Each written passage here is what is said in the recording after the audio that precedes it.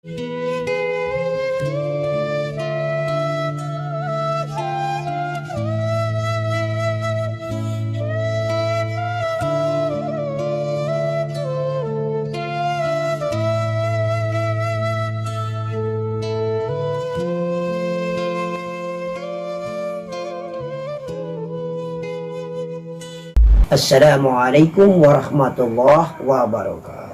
Waalaikumsalam warahmatullahi wabarakatuh. Innallaha wa malaikatahu yusalluna 'alan nabi. Ya ayyuhalladzina amanu sallu 'alaihi wa sallimu tasliman. Allahumma salli wa sallim wa yubarik ala sayyidina Muhammad wa ala ali sayyidina Muhammad. Hanya dua saja perjalanan Mi'raj ini.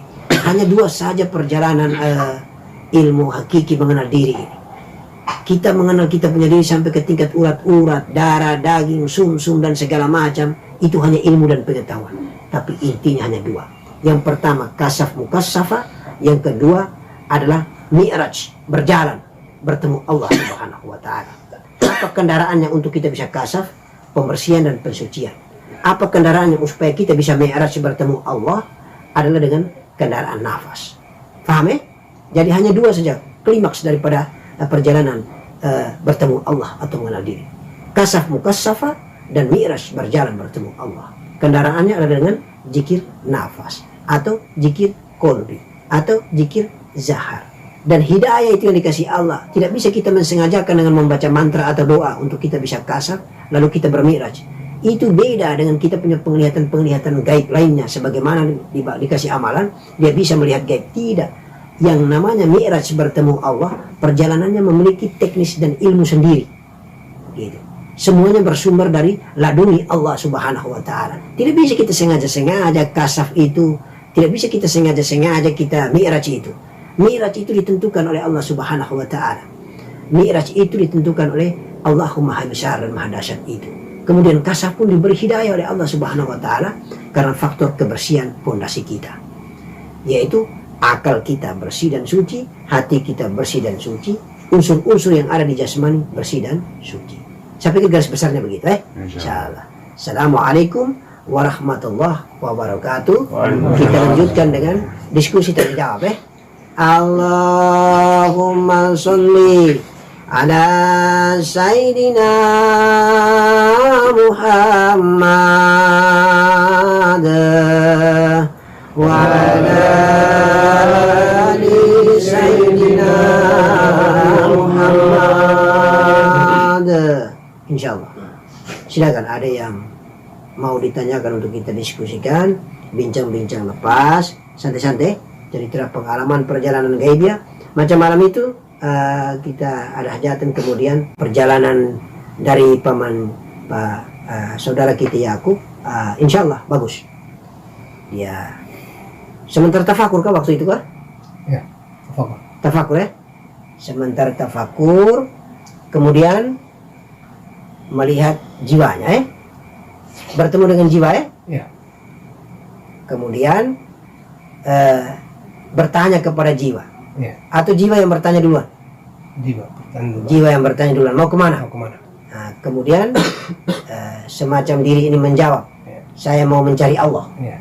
Begitu. Kemudian jiwa itu mengatakan Allah tidak ada tetapi ada. Ya. Lalu diri paman Yakub seperti bingung Ya. Nah, kemudian hilang jiwa itu Ya. Ya, tidak kelihatan lagi. Tidak lama muncul lagi jiwa itu, lalu bilang, sudah ketemu Allah? Ya. Ternyata diri ini mengatakan bahwa belum ketemu. Lalu jiwa mengatakan, itu sudah, Allah itu adalah dirimu. Benar begitu? Ya. Iya, insyaallah. Jadi itulah perjalanan panjang, perjalanan yang dikasih hidayah oleh Allah Subhanahu wa ta'ala untuk mau mencari bertemu dengan Allah. Ternyata Allah mengatakan, sesungguhnya di dalam dirimu saja aku berada. Itulah Allah. Allah berada lebih dekat daripada urat leher kita. Allah tidak ada di langit dan tidak ada di bumi. Allah berada di dalam diri kita. Allah adalah kita. Kita adalah Allah. Tetapi kita tetap hamba. Allah tetap Allah. Maka janganlah engkau mencari Allah dalam keadaan berlari dan mengejar. Janganlah engkau mencari Allah dalam keadaan engkau mundur, dalam keadaan seperti engkau dikejar-kejar. Tetapi menetaplah engkau dalam keadaan segelas nafasmu engkau bertemu Allah Subhanahu wa taala. Karena hanya dengan kendaraan nafas engkau akan bertemu Allah. Engkau akan bertemu dengan dirimu. Di balik dirimu ada Allah Subhanahu wa taala. Insyaallah. Begitu. Coba kita diskusi, kita sharing. Silakan. Assalamualaikum warahmatullahi wabarakatuh. Waalaikumsalam warahmatullahi wabarakatuh. Tadi sempat disinggung oleh Abi tentang rasa. Perlu sedikit wejangan dari Abi masalah rasa. Kapan seseorang itu merasakan adanya Allah di dalam dirinya? Yang kedua, apakah seseorang itu sudah merasakan Allah di dalam dirinya? Apakah rahasia Allah mampu dia kuasai atau tidak? Mohon penjelasan. Ya. Jadi pertanyaan yang bagus ya, pertanyaan yang bagus. Bagaimana kita bisa mengetahui Allah itu ada di dalam kita punya diri melalui rasa? Insya Allah seperti itu. Dan apakah ketika seseorang merasakan sudah adanya Allah di dalam dirinya melalui rasa tadi, apakah dia sudah menguasai rahasia semua? Begitu maksudnya? Insya Allah seperti itu. Ya. Jadi ibarat begini, kita hidup di bumi, ada batasannya di atas atmosfer udara. Allah ini memberangkatkan atau memi'rajkan kita untuk bertemu dengan dirinya atau untuk bertemu dengan kita punya diri yang sejati. Insya Allah ada negerinya, batasan area wilayah Allah. Itulah yang disebut dengan rasa. Orang kalau merasakan adanya Allah lewat alam pikirannya, itu bukan rasa, tapi itu menghayal-hayal, menangkap pengetahuan informasi yang disampaikan kepada dirinya bahwa ada Allah di dalam kita punya diri, lalu dia tangkap dengan daya hayalnya, daya imajinatifnya. Beda dengan rasa batin, beda dengan rasa hati nurani, beda dengan rasa kolbi. Rasa kolbi itu hanya dimiliki dan diketahui sendiri oleh pelakunya. Tetapi perlu kita ketahui bahwa untuk menuju ke alam rasa, alamnya Allah, negerinya Allah, itu sungguh jauh. Saya kemarin mengatakan bahwa nafas itu, di balik nafas ada rasa, di balik rasa ada, di dalam rasa itu ada jiwa, di balik jiwa ada ruh, di balik ruh ada nur, di balik nur zat Allah Subhanahu wa taala. Itulah tingkatannya. Jadi ketika seseorang berzikir mencintai Allah, sudah sampai ke dinding rasa, dia akan merasakan adanya Allah melalui rasa. Itu ada dua. Nikmat yang dirasakan melalui alam hati atau alam kolbi. Kemudian dalam keadaan dia tidak sengaja, karena pertemuan antara dirinya dengan dirinya sendiri yang bernama Allah Subhanahu wa ta'ala, di dalam rasa kolbi, cintanya tiada terkira. Titisan air mata jatuh dengan sendirinya. Titisan air mata. Itu berarti beliau telah mengalami ma'rifat kolbi, ma'rifat hati. Perjumpaan dengan Allah melalui kendaraan hatinya. Dia menitiskan air mata cinta. Kemudian ada yang berjalan bertemu Allah, menembus negeri rasa, negerinya Allah, masuk ke negeri rasa melalui zikir zahirnya misalnya. Itu ditandai dengan kemejedupan. Apa kemejedupan? Ada istilah biasa yang disebut dengan sensasi. Bukan disengajakan. Seseorang awalnya zikir biasa-biasa saja. La ilaha illallah, la ilaha illallah, la ilaha illallah. Karena dia sudah larut, fana di dalam rasanya Allah, masuk ke negerinya yang bernama rasa, negerinya Allah Subhanahu wa ta'ala. Tidak sadar, rasa sudah meliputi jasadnya, rasa sudah meliputi hatinya, rasa sudah meliputi fikirannya, rasa sudah meliputi jiwanya. Insya Allah, jiwalah yang menggetarkan jasadnya. Seseorang bisa menjawab, la ilaha illallah, la ilaha illallah, la ilaha, lalu goyang tubuhnya seperti angin yang menghempas. Zikir itu. Kemudian orang yang tidak pernah mengalami dan merasakan itu, dia mengatakan, dia karang-karang ini masa zikir bisa goyang-goyang badannya. Padahal dia tidak faham, orang yang melakoni itu telah menembus dinding rasa melalui zikir zahirnya, melalui nikmat fikirannya, melalui nikmat hatinya, melalui nikmat jasadnya. Itulah zikir jasad, zikir zahir. Itulah pertemuan Allah melalui zahirnya, melalui jasmaninya. Semuanya melalui dinding rasa. Kemudian kendaraan yang terakhir, kendaraan nafas. Ketika tembus ke negeri rasa, dia meyakini bertemu dengan Allah melalui alat rasa. Akhirnya Allah membuat dia mati. Mutu qabla anta mutu. Syaratnya begitu. Anta mati tabi'i, anta mati hisi, atau mati ma'anawi, atau mati suri. 3 hari kah? 7 hari kah? 40 hari kah? Atau mungkin sekitar 15 menit, setengah jam, atau 1 jam, terserah, tergantung Allah subhanahu wa ta'ala. Dan tidak disengajakan. Tidak ada amalan untuk berjalan semacam itu. Semata-mata ikhlas mencintai Allah melalui zikirnya. Allah jualah dengan kebesarannya memperjalankan hambanya. Sebagaimana memperjalankan datuk kita baginda Nabi dari Masjidil Haram ke Masjidil Aqsa, kemudian tembus ke Sidratil Muntaha alal mustawa. Kemudian pertanyaan yang berikut, ketika sudah tembus ke dinding rasa, pulang dari bertemu Allah, apakah sudah menguasai rahasia semua? Belum tentu. Tergantung. Kalau dia masuk ke negeri Allah, entah di negeri akal, entah di negeri kalam, atau di negeri nur, atau langsung bertemu ke zat yang menciptakan, berada di dalam zatnya, dia tiada Allah yang ada. Pulang dari itu, kalau memang dia masuk ke alam nur, atau Allah tanamkan dia dengan nurul ilmu, nur Muhammad, komplit dengan nurul ilmu di dalam nur Muhammad, insya Allah dia faham tentang perjalanannya. Semua rahasia dan ilmunya Allah, insya Allah. Kalaupun tidak sempurna semuanya, minimal 50% dia mengetahuinya. Karena pengetahuan Allah menjadi pengetahuannya. Tetapi itu tidak bisa dikarang-karang. Hanya yang berjalan, bertemu, mengalami, dan merasakannya, baru bisa menjelaskannya. Itu pun kadang-kadang sudah pulang dari kampung negerinya Allah, lalu mengetahui semua, dia tidak lagi berbicara. Kebanyakan dia diam. Diam itu emas, kata Imam Ghazali rahmatullah alaihi dalam kitab Ihya Ulumuddin. Sesungguhnya bicara itu perak. Oleh karena itu, maka wajar di dalam hadis qudsi Allah mengatakan, sesungguhnya rahasia hambaku adalah merupakan rahasiaku, dan rahasiaku adalah merupakan rahasia hambaku. Dia sudah umi, mau omong sudah jadi tidak bisa omong, karena memang rahasia Allah itu menjadi rahasia dirinya, dan rahasia dirinya menjadi rahasia Allah.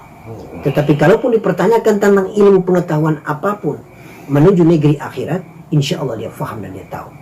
Karena pengetahuan Allah menjadi pengetahuannya. Karena dia sudah masuk ke 5 alam, terakhir ke zatnya Allah. Mengapa pengetahuan Allah menjadi pengetahuannya? Karena dia pasti tembus ke negeri akal, alam akal. Dia ketembus pasti alam kalam. Kalam itu bisa bicara.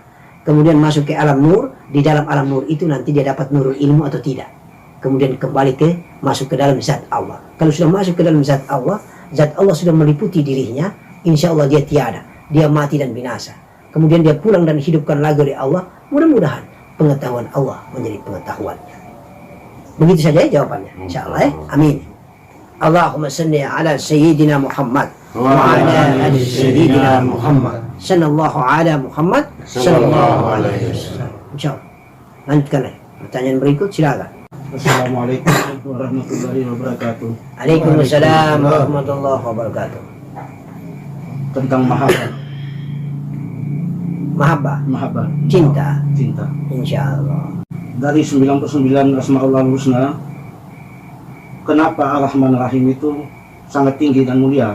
Abi, mohon penjelasannya. Allah mengatakan bahwa ketika kalau tidak aku cinta Muhammad, maka tidak akan aku ciptakan kalian seluruh alam semesta ini.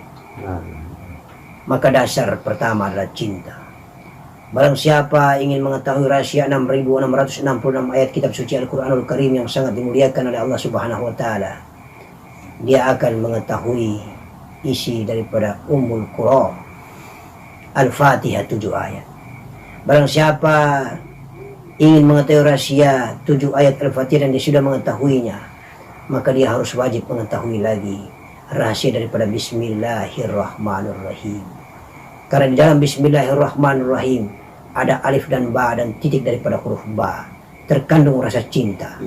Karena rasa cinta itulah maka kita manusia diciptakan oleh Allah dalam keadaan berpasang-pasangan. Karena rasa cinta itulah Allah menciptakan bumi, langit dan bumi dalam keadaan berpasang-pasangan. Karena rasa cinta itulah Allah menciptakan matahari dan bulan dalam keadaan berpasang-pasangan.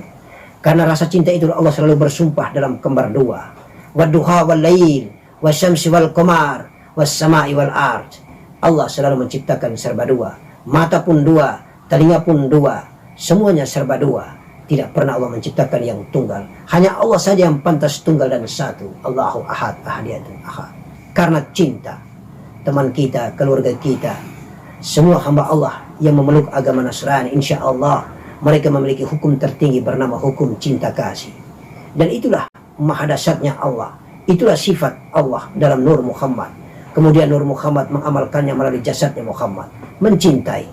Baginda Nabi datuk kita baginda Nabi Muhammad sallallahu alaihi wasallam ketika diriwayatkan oleh Abi Hurairah radhiyallahu anhu, sesungguhnya pada saat beliau melaksanakan sholat, kemudian beliau bertemu dengan kucing yang lagi tidur di atas sajadahnya. Beliau gunting tidak mengganggu kucing itu agar kucing itu jangan terbangun dari tidurnya. Menggunting sajadahnya. Setengah sajadahnya dilakukan untuk sholat, setengah sajadahnya dibiarkan kucing itu tidur sampai dengan lelapnya. Itulah cinta. Bukan saja kepada sesama manusia, tetapi justru binatang pun dicintai. Itulah kebesaran Allah Subhanahu wa Ta'ala. Itulah tubuh pada Allah Subhanahu wa Ta'ala bernama Muhammad. Masya Allah, cinta adalah segalanya. Karena cinta kita diciptakan oleh Allah melalui setetes mani. Karena cinta. Oleh karena itu, ingat baik-baik. Salah satu isyarat daripada jodoh dalam gaibnya ya, itu dalam satu bahasa kiasan. Aku mencintaimu bukan karena siapapun. Aku mencintaimu bukan karena parasmu yang cantik. Aku mencintaimu bukan karena ketampanan wajahmu. Aku mencintaimu bukan karena harta dan kekayaanmu. Tetapi aku mencintaimu sampai dengan aku tidak tahu mengapa aku mencintaimu. Cinta yang datang karena Allah Subhanahu wa Ta'ala. Gaib adanya antara seorang laki-laki dan seorang perempuan. Dan kalau memang cinta itu diteruskan dalam binah rumah tangga yang baik, ibadah batin yang sakinah mawaddah warahmah, ciri-cirinya adalah bukan saja dia menikahi zahirnya, fisiknya, tapi dia juga menikahi jiwanya. Bukti menikahi jiwanya adalah bahwa ketika malam tidur, mimpi selalu bertemu dengan istrinya. Tidak pernah dia mimpi dengan perempuan lain. Begitupun istrinya juga tidak pernah bertemu atau mimpi ketemu dengan suami-suami lain. Harus selalu ketemu dengan suaminya saja. Begitu. Ibadah waktu zahir maupun ibadah waktu batin, jiwa beribadah dengan jiwa, jasad bertemu dengan jasad beribadah, pun selalu suami istri ini saja. Begitu. Kalaupun kita masih muda, kita masih bujang, belum nikah, tanda bahwa semuanya maunah karena Allah Subhanahu wa Ta'ala dasar cinta. Kenikmatan mimpi basah tidak berdasarkan karena kita melihat perempuan cantik, tidak. Kita kaget tiba-tiba karena malamnya kita tidur dalam keadaan hati kita berzikir kepada Allah, kaget bangun, kita rasa nikmat tetapi kita tidak melihat apa-apa. Kita hanya merasakan nikmat, bangun pagi lihat kita sudah mimpi basah. Itulah tanda bahwa mudah-mudahan maunah dan karomah Allah Subhanahu wa Ta'ala. Cinta yang hakiki semacam itu. Saya berpikir makna cinta seperti itu kan? Ya, makna cinta seperti itu. Ada lagi pertanyaan, silakan. Satu lagi. Ya. Apabila seseorang sudah bermarifat kepada Allah, apakah 3 faktor jodoh, rezeki, maut itu bisa dikendalikan oleh seseorang itu? Mohon penjelasan. Ya. Kalau dia sudah bertemu Allah, berarti dia sudah bertemu dengan dirinya. Karena Allah adalah dirinya. Allah di dalam dirinya. Kepada jasmani maka dia menjadi hamba, tetapi kepada asalnya dia adalah merupakan zat Allah. Sesungguhnya rezeki, jodoh dan kematian, maut itu adalah makhluk ciptaan Allah. Bagaimana mungkin dia tidak bisa mengendalikannya? Dia yang mengatur segalanya. Hasanah rizki dia sudah ketahui, hasanah jodoh dia sudah ketahui. Di Lauhil Mahfuz menjadi kitab maknun, kitab rahasianya, sudah dibentangkan oleh Allah Subhanahu wa Ta'ala. Hasanah maut, kapan dia mati, kapan dia berangkat, itu merupakan negosiasi, tidak lagi cerita banyak, dialog terjadi antara malaikatul maut dengan dia. Begitu. Kalaupun dia mau jalan sendiri, silakan saja, tidak ada persoalan. Karena memang dia sudah ma'rifat, sudah bertemu, dan dia sudah tahu tentang dirinya, sudah mengenal dirinya. Sebagaimana yang lebih mengenal diri adalah datuk baginda Nabi kita Muhammad sallallahu alaihi wasallam. Datangnya malaikatul maut dia tahu. berbicara dan berbincang-bincang dengan malaikat maut juga begitu.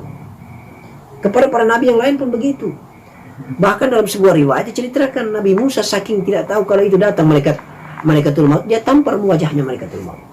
Malaikatul maut lapor kepada Allah, wajahku ini parah benyok, ini dihantam oleh Nabi Musa. Aku datang mau cabut nyawanya. Dia tidak tahu kalau saya ini malaikatul maut, dia tampar sepunya wajah ya Allah. Allah kasih benarkan kembali, sempurnakan kembali wajahnya malaikatul maut. Pulang langsung sampaikan, baru Nabi Musa tahu sesungguhnya itu adalah malaikatul maut. Jadi dialog negosiasi itu terjadi bagi orang yang sudah makrifat kepada Allah. Karena dia ya dirinya sendiri, jadi di dalam dirinya sendiri itu dia sudah tahu hasanah, jodoh, rezeki dan mau. Seperti itu ya. Iya. Jadi tidak ada istilah kematian, kehidupan saja yang ada bagi orang yang makrifat. Berpindah alam saja, berjalan dari alam bumi menuju ke alam barzah. Dari alam barzah tembak langsung. Jadi yang dekat dengan bumi ini hanya dua kampung, dua negeri, dua alam. Yang dekat dengan bumi itu alam jin dengan alam arwah. Nanti alam yang agak jauh itu sudah alam malakut, alam jabarut. Alam sudah di negerinya para malaikat, negerinya para wali, negerinya para nabi. Negerinya Allah yang lebih tinggi lagi kedudukan. Insya Allah seperti itu. Masih ada? Nah, ini malam Kamran Borok pertanyaannya. Masih ada yang mau bertanya silakan. Insya Allah kita bincang-bincang ya, kita diskusi. La ilaha illallah, la ilaha illallah, la ilaha illallah, la ilaha illallah, la ilaha illallah, la ilaha illallah, Muhammadur Rasulullah. Masih ada silakan tanya. Tidak ada lagi pertanyaan ini. Ya, mari sama-sama kita berselawat kepada baginda. Ya Rabbi salli ala Muhammad, ya Rabbi salli alaihi. Ya Rabbi salli ala Muhammad, ya Rabbi salli alaihi. Ya Rabbi salli ala Muhammad, ya Rabbi salli alaihi. Ya Rabbi salli ala Muhammad, ya Rabbi salli alaihi. Muhammadin karim, la hawla wa la quwwata illa billahil azim. Astaghfirullahal azim, astaghfirullahal azim, astaghfirullahal azim, astaghfirullahal azim, astaghfirullahal azim. Astaghfirullahaladzim, astaghfirullahaladzim, astaghfirullahaladzim, astaghfirullahaladzim, astaghfirullah. Al-Fatihah. A'udzu billahi minasyaitonir rajim. Bismillahirrahmanirrahim. Alhamdulillahi rabbil alamin, arrahmanir rahim, maliki yaumiddin. Iyyaka na'budu wa iyyaka nasta'in. Ihdinas siratal mustaqim, siratal ladzina an'amta 'alaihim ghairil maghdubi 'alaihim waladdallin. Amin. Bismillahirrahmanirrahim. Alhamdulillah rabbil alamin. Allahumma shalli wa sallim wa barik ala sayyidina Muhammad wa ali sayyidina Muhammad. La hawla wa la quwwata illa billah. Ilahi anta maqsudi wa ridaka matlubi a'tini mahabbataka wa ma'rifataka ya jalali wal ikram. Allahumma ya Allah, ampuni dosa dan kesalahan kami Allah. Ampuni dosa dan kesalahan ibu dan kedua bapak kami Allah. Ampuni kedua orang tua kami, semua keluarga kami, ahlul bait kami ya Allah. Nasab dan turunan kami yang sudah meninggalkan dunia maupun yang masih hidup ya Allah. Ya Allah, ampuni dosa dan kesalahan seluruh keluarga kami muslim wal muslimat, mu'min wal mu'minat, min masyriq magharibiha barri wal bahriya, yang berasal dari timur maupun barat, kemanapun di ujung bumi yang kau ciptakan ini ya Allah. Ampuni dosa dan kesalahan mereka ya Allah. Sesungguhnya hanya Engkau lah maha baik. Jadikanlah kami hamba-Mu yang taat beribadah kepadamu, yang selalu membanggakan Engkau sebagai Tuhan kami, selalu mencintai-Mu, mengasihi-Mu dan menyayangi-Mu ya Allah. Insya Allah kepadamu kami berserah diri. La ilaha illallah Muhammadur Rasulullah. Allahumma biha, Allahumma biha, Allahumma bihusnul khatimah, Allahumma biha, Allahumma biha, Allahumma bihusnul khatimah, Allahumma biha, Allahumma biha, Allahumma bihusnul khatimah. Rabbana atina fid dunya hasanah wa fil akhirati hasanah wa qina adzaban nar. Da'wa fiha subhanakallahumma wa ta'ala fiha salamun wa akhiru da'wahum alhamdulillahi rabbil alamin. Allahumma salli ala sayyidina Muhammad.